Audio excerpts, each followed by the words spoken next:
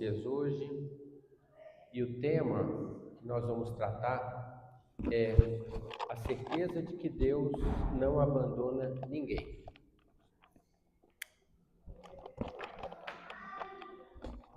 Então, qual que é o objetivo? É cuidar desse evento que pode já ter acontecido com a gente em algum momento de nossas vidas, mas também pode ter acontecido com alguém que nos é querido, mas que a gente também deve se preparar para ele, porque a vida nesse plano de expiação e provas é uma sucessão de provas, de dificuldades eventuais e de expiações. Então, quantas vezes a gente já não duvidou um pouco da existência de Deus ou de termos sido abandonados por Ele em algum momento que parece que a noite nos envolveu? Então, esse é o objetivo nosso aqui, é tratar desse assunto de uma maneira que a gente fique um pouco mais vacinado para quando esse evento vier a acontecer a nós ou a quem nós amamos, tá bom? Então, a gente vai usar como material para falar disso a doutrina dos Espíritos com o Livro dos Espíritos e o Evangelho segundo o Espiritismo. Vamos falar um pouco também de cosmologia e de biologia. Vai ser uma diversão esse negócio aqui, uma salada, não sei o que vai sair, mas a gente vai fazer isso juntos, tá bom? Em meia horinha. O que o Livro dos Espíritos, obrigado, Tati, nos fala sobre Deus, né? A questão 4, Kardec é uma pessoa muito esperta, ele que codificou a doutrina, um cientista, né? Então ele fazia perguntas muito objetivas, e ele começa perguntando de Deus no Livro dos Espíritos. E na questão 4, ele pergunta assim: onde se pode encontrar a prova da existência de Deus? Aí a resposta dos Espíritos foi: não axioma que aplicais às vossas ciências. Axioma é aquilo que você não precisa provar, que é claro que é verdade, tá? Não há efeito sem causa. Procurai a causa de tudo o que não é obra do homem, e a vossa razão responderá. Então Kardec traduz isso como: para se crer em Deus, basta que se lance um olhar sobre as obras da criação. O universo existe, logo tem uma causa. Duvidar da existência de Deus é negar que todo efeito tem uma causa e avançar que o nada pôde fazer alguma coisa. Imagina, a gente olha o planeta Terra, tão maravilhoso, olha para a natureza, olha para a nossa própria natureza, pega um telescópio e olha o universo. Quem criou tudo isso? Fomos nós? A gente mal consegue construir uma cidade que não destrua a natureza.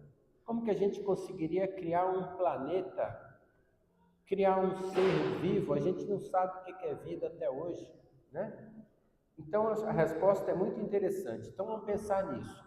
Duvidar da existência de Deus é achar que o acaso poderia ter criado toda essa maravilha que é o universo, toda essa maravilha que somos nós. E aí no Evangelho segundo o Espiritismo tem todo um capítulo que é tratado o seguinte tema: há muitas moradas na casa de meu Pai, capítulo 3, onde ele fala dos vários orbes ou planetas, estrelas que existem no universo. E ele conta o que acontece aí, onde que está a humanidade. E aí está lá em João, né, que é uma motivação do capítulo, está em João 14, né, versículos de 1 a 3. Jesus disse assim: não se turbe o vosso coração, crede em Deus, crede também em mim. Há muitas moradas na casa de meu Pai. Se assim não fosse, eu vos teria dito, pois vou preparar-vos um lugar. E depois que eu for, eu vou e vos aparelhar no lugar, virei outra vez, tomar-vos-ei para mim, para que lá onde estiveres estejais vós também. Então Jesus fala claramente: há muitas moradas na casa de meu pai. Há 2000 anos o pessoal não entendia direito o que ele estava falando, mas hoje a gente sabe. A ciência já está achando até exoplanetas. Então, o que eles nos dizem, os espíritos? A casa do Pai é o universo. As diferentes moradas são os mundos que circulam no espaço infinito, oferecendo aos espíritos desencarnados os locais onde eles vão habitar.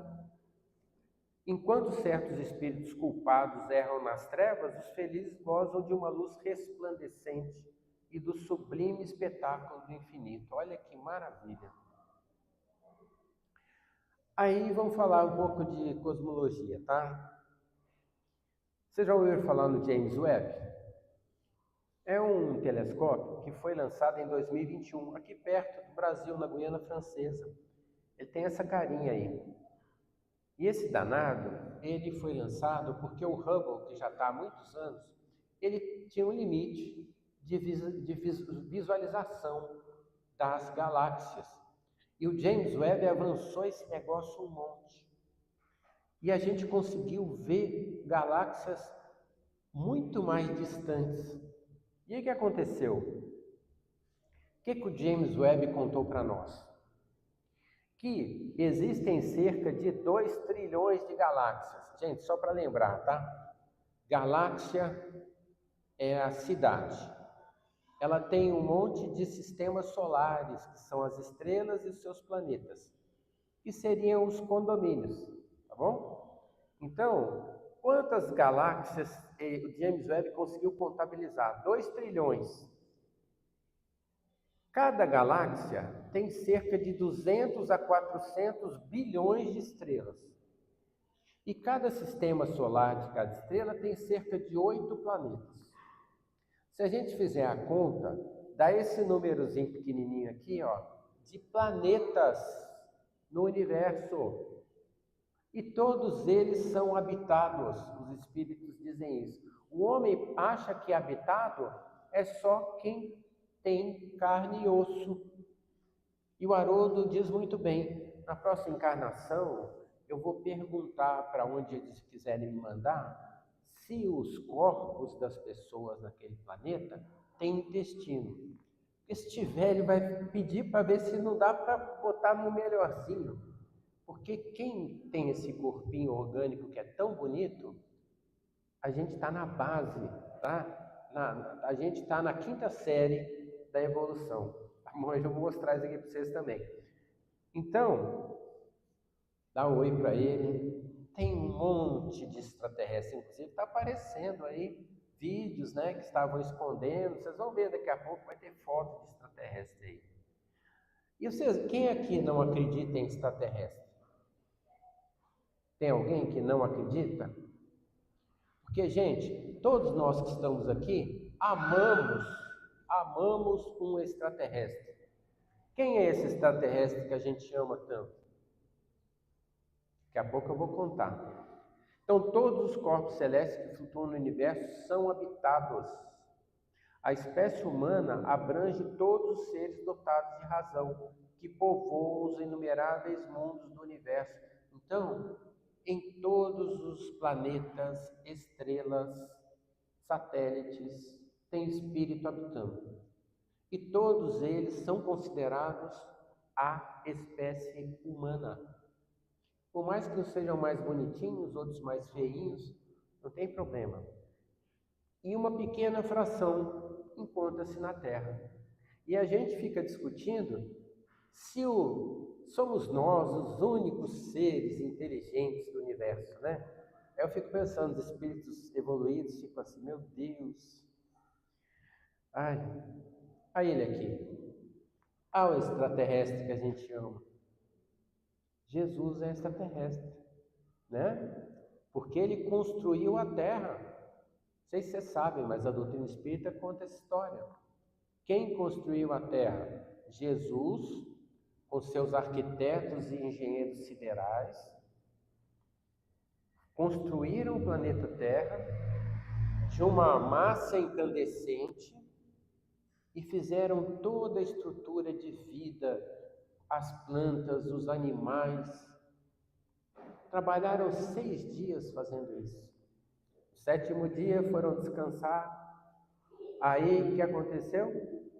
Os estagiários ficaram sozinhos e criaram a Aedes aegypti, pulga, uns bichos desnecessários, mas aí estava feito, né? Jesus voltou e falou: que é isso? Mas esse é o nosso extraterrestre mais amado. Bom, então a gente já está entendendo que Deus criou tudo isso, não é verdade? Então, duvidar de Deus, a gente não deveria estar duvidando mais, não é isso? Beleza? Vocês estão comigo? Então vamos lá. Somos deuses? Olha o Lucas aí, ó. É um jovem Deus aqui entre nós. Em Salmos 82, versículo 6, está assim: eu disse, sois deuses, sois todos filhos do Altíssimo. O que à época eles pensavam que era Deus falando, mas a gente sabe, Jesus falando, né? O que Jesus estava querendo dizer com isso? A doutrina dos Espíritos nos explica. Somos todos filhos de Deus. A gente começa simples, como princípio espiritual, lá no mineral, cuidando das moléculas. Cada molécula tem um princípio espiritual associado a ela, que está cuidando de como a molécula se comporta. E esse princípio espiritual vai evoluindo o reino vegetal, aqui do lado, ó, átomo, molécula, vegetais, animais, pessoinhas e depois reino angelical. É assim que o princípio espiritual evolui. E todos nós já estamos no reino humano ou reino nominal. Então a gente já passou por todos esses.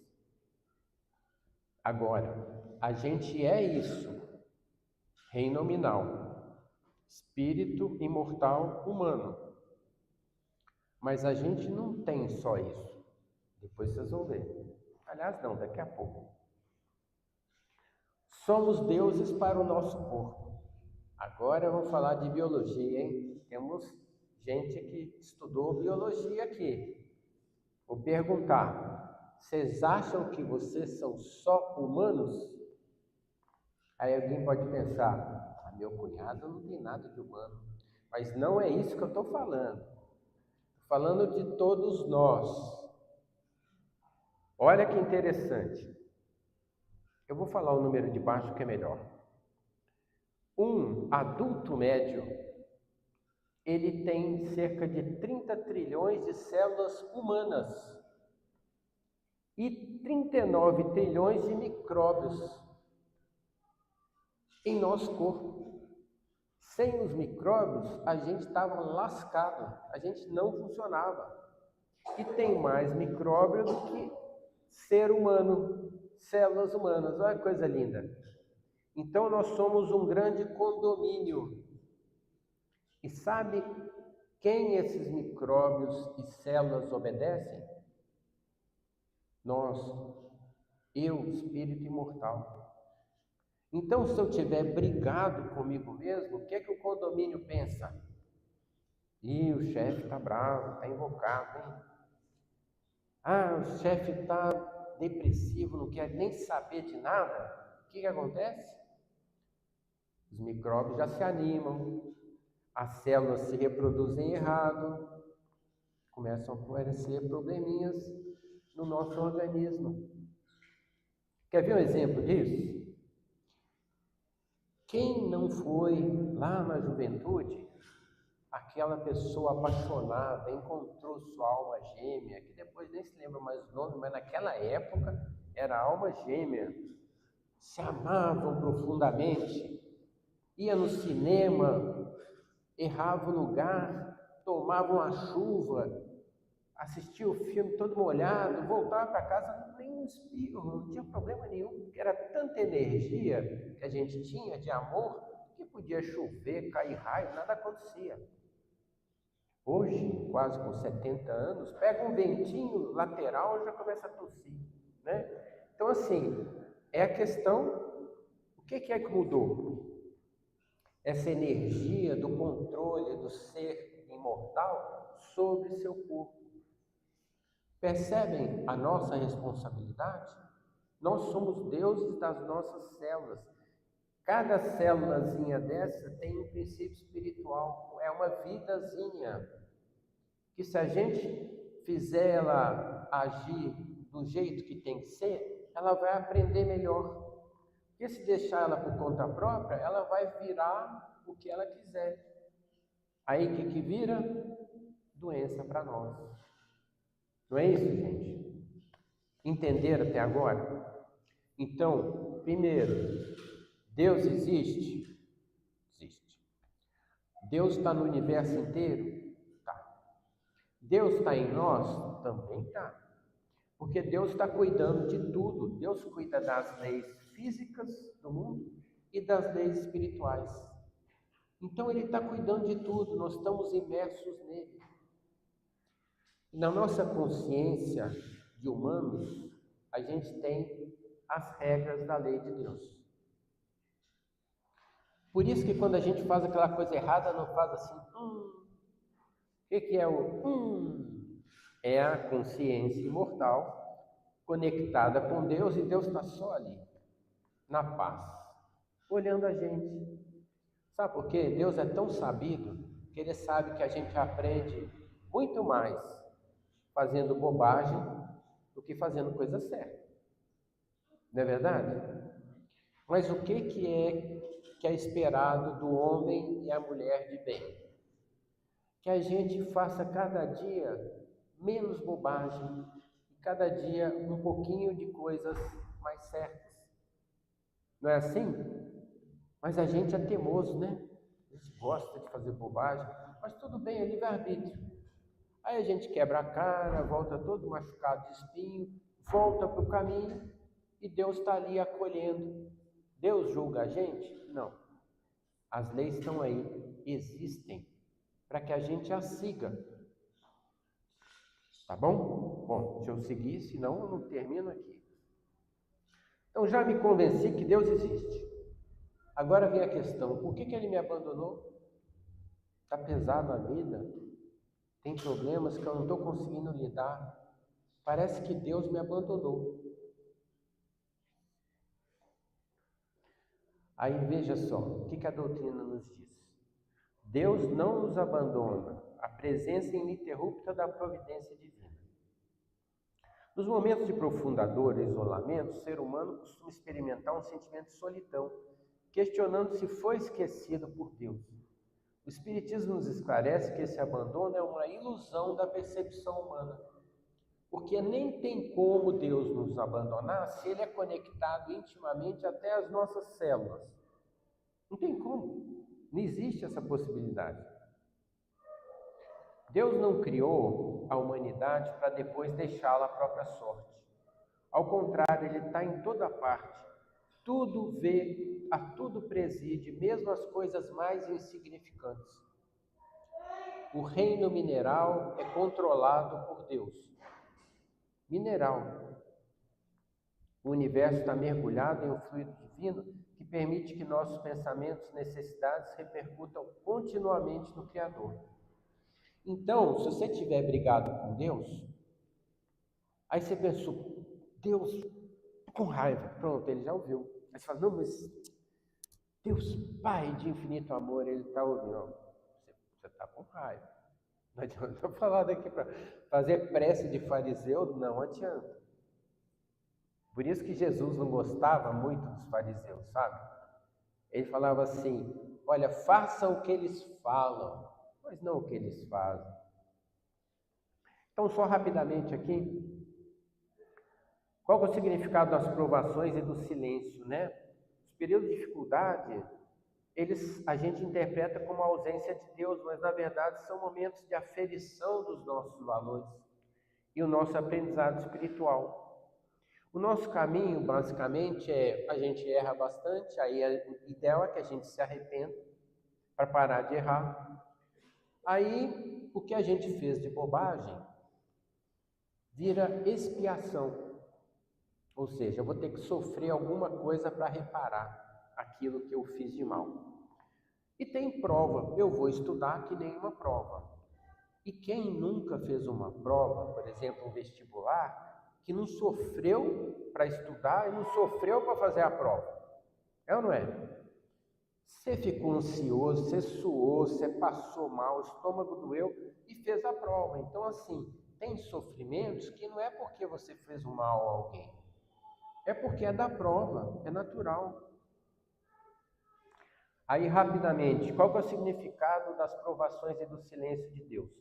Sofrimento não é um sinal de abandono, mas é um remédio amargo, necessário para que o espírito se despoje dos seus defeitos. A dor é uma mestra. Então, assim, você fez um negócio que não deveria, não ficou bom, vai doer de alguma maneira. Pode doer no físico, pode doer na consciência, que é mais dolorida. E olha só, os espíritos contam para a gente que tem 5 tipos de mundo. O primitivo, que a gente estava lá na caverna. O expiação e provas é essa maravilha que a gente está habitando aqui, que ainda tem o predomínio do mal, então tem muito doidinho solto por aí, tem espírito problemático encarnado, mas tem espírito do bem também. Por quê? Porque a gente tem que sofrer as duas pressões e escolher com que time a gente vai ficar. Aí o próximo é regeneração, que é um grande pronto-socorro espiritual, onde a gente vai se livrar do mal que está em nós e vai ficar assim, mais para o bem do que para o mal. Para finalmente encarnar no feliz, encarnar não, habitá-lo, que aí já não vai ter mais encarnação física, assim como na regeneração também não vai ter intestino, dizem alguns, tá? E aí depois os mundos puros. Aí esse nosso mentor nos pergunta, como é que foi lá? Como é que é o mundo de provas e expiações?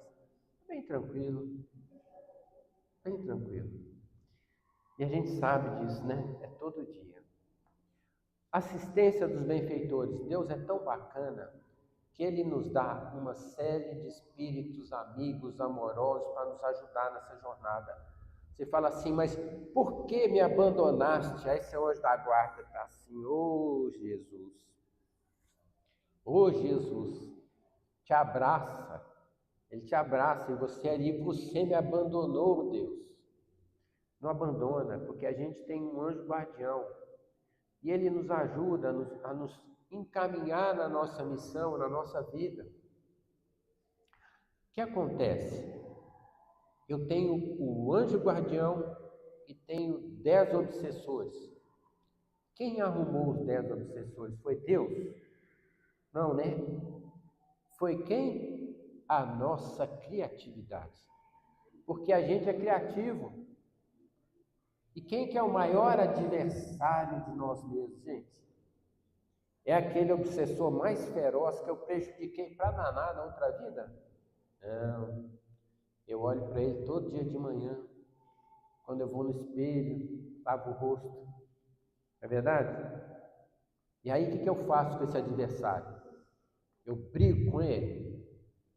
Eu olho e falo, você tá umas rugas a mais?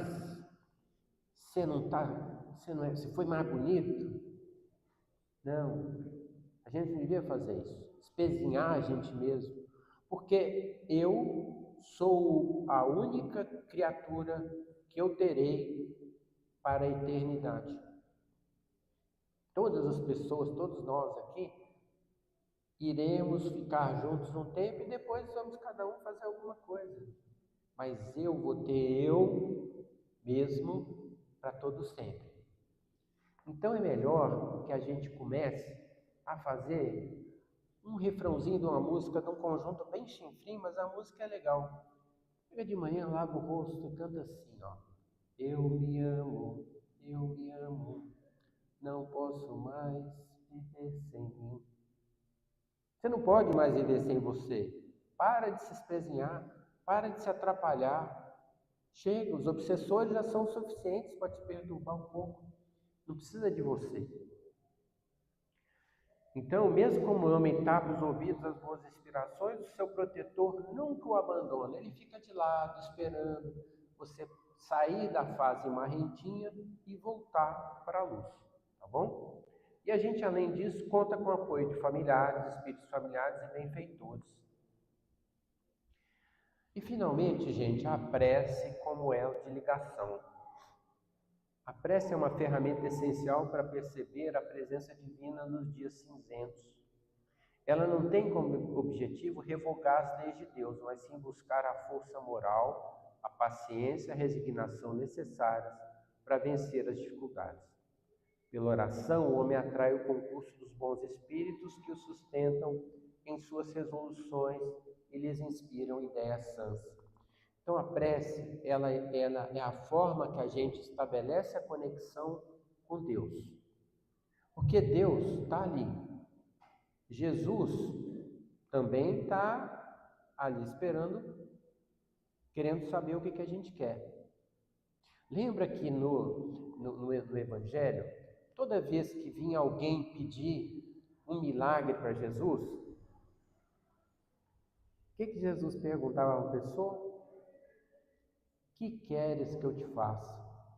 Teve uma vez até que Pedro perdeu um pouco a paciência, porque tinha um cego, eu não me lembro em qual cidade, e o cego ouviu que Jesus estava lá, ele falou, mestre, mestre. Aí eles falaram, ó, tem aquele ceguinho ali. Aí o Jesus falou assim, venha cá. E ele estava no meio da multidão, e o cara era cego, né? Mas o pessoal foi ajudando, e ele foi chegou perto de Jesus, Pedro, os apóstolos, aí o cego chegou perto de Jesus e falou, o que queres que eu te faça? Aí o Pedro, ô mestre, ele é cego? Fala sério, mestre, né? Senhor. Mas obviamente Jesus perguntava sempre, que queres que eu te faça? Quem me garante que ele queria deixar de ser cego? Ele podia pedir, por exemplo, eu quero que o meu cunhado e minha sogra sejam felizes. Pode ser que ele vai pedir isso. É um cego evoluído, não é? E queria continuar cego. A gente não pode premeditar o que o outro quer. E esse estabelecimento da conexão tem que vir de nós. Por isso que a prece tem que ser ali, sentida, com vontade. E não uma prece que pede assim, ó, oh Deus, tira todos os problemas da minha vida. Me dá um emprego melhor, um carro do ano, uma casa que já esteja paga. Deus vai pensar assim, epa, esse não entendeu nada. Esse está precisando de uma reciclagem. Aí vai voltar, possivelmente, numa vida, tendo que começar lá de baixo, para dar valor ao que ele obteve construindo. E não ser herdeiro, né? Porque a vida da gente, ela vai trazer para nós as experiências que nos façam crescer. E cada um precisa de um tipo de experiência. Por isso que a prece deve ser sempre, claro, tem vários tipos de prece, o Evangelho fala sobre isso, você pode a prece de agradecimento, de louvor, muitas vezes a gente nem faz, agradecendo a Deus por tudo que a gente tem. Ah, mas eu tenho a doença XYZ, tenho problema tal. E tudo que você tem, tudo que você é, que você construiu, mas construiu porque Deus permitiu que tudo aquilo lhe fosse dado para você fazer a sua parte. Você é resultado dos seus esforços, do chorar, do crescer, do aprender que você fez. Mas os instrutores, o ambiente, o seu corpo, a sua vida, foram dados por Deus. Não é verdade? E quantas vezes que a gente orou nessa semana, louvando a Deus, agradecendo a Ele? Quantas vezes que a gente orou, agradecendo ao nosso anjo da guarda? Essa semana. Muitas vezes, né? Então, que a gente aprenda a orar, também pedindo que, não que se tire os problemas do caminho, mas que a gente tenha força para enfrentá-los, tenha força para cuidar das situações da melhor forma. E qual que é a melhor forma? A que Jesus ensinou, tendo paciência com todo mundo, inclusive com Pedro. Não é isso? Jesus deu a letra, gente. Se você não souber nenhum mandamento, guarda só um. Ama a Deus Pai de infinito amor com toda a sua força do seu coração. E ao próximo como a ti mesmo. Então, por isso que precisa cantarolar de manhã. Porque se você não ama a si mesmo, como é que você vai amar os outros? Não é verdade? Então, esse é o mandamento, que é a junção de dois. Não esquece de amar a Deus com todo o coração, porque Deus é amor. Então, quando você ama Ele, você estabelece uma conexão de amor, facilita você enfrentar as questões da vida. Tá certo? E como saber se a gente está fazendo as coisas certas? Veja pelo resultado, Jesus também ensinou assim. Boas árvores produzem bons frutos. Então, os frutos estão sendo legais? Estão sendo bons para você? Estão sendo bons para os outros? Ah, mas o outro nem me agradece. Faça sem pedir nada.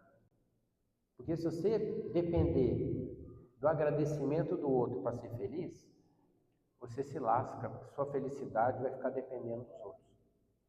E por isso que tem tanta gente doente por aí, porque na internet ele é movido a like. E se não tem like, cadê a felicidade da criatura? Então encerro por aqui e vamos orar. Até o Kardec ficou feliz, vocês viram? No início ele estava bravo, mas ele está feliz agora com a gente. Então vamos orar? Vamos pedir para a equipe se posicionar e que os nossos irmãos espirituais aqui presentes possam dar um passe em cada um de nós, energizando nosso corpo perispiritual, energizando nosso corpo físico, higienizando nossos pensamentos, nos acolhendo em nossas dificuldades e permitindo que possamos ter uma conexão ainda mais limpa com o alto e que a potência divina se faça em nós,